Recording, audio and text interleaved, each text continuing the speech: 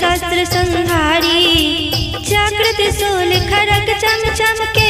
ऐली सिंह सवारी असुरक राजा महिषासुर के मार गिरेलन ओहिना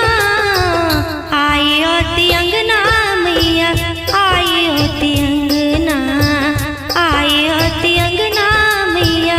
आई होती अंगना।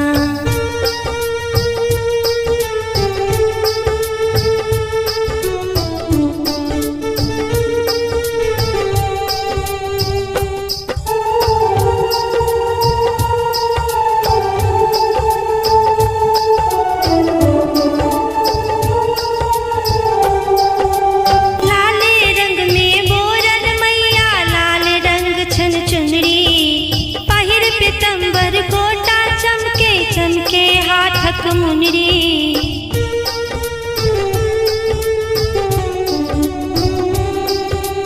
लाले रंग में बोरन मैया लाल रंग छन चुनरी पहिर पीतंबर गोटा चमके चमके हाथक मुनरी तीन लोक के जग जननी माँ आबो खोलियो नैना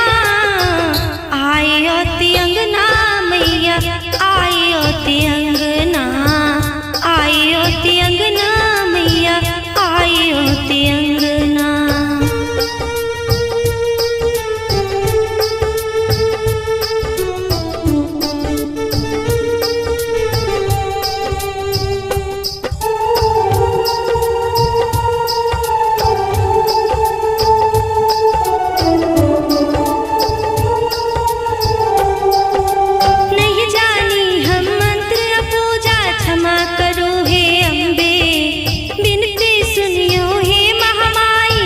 तारन जगदम्बे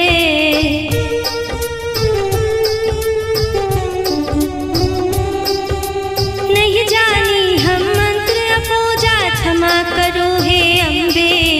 बिनती सुनियो हे महामाई जगतारन जगदम्बे करो उद्धार जगत जग जननी पूरत सब हक सपना आई होती अंगना मैया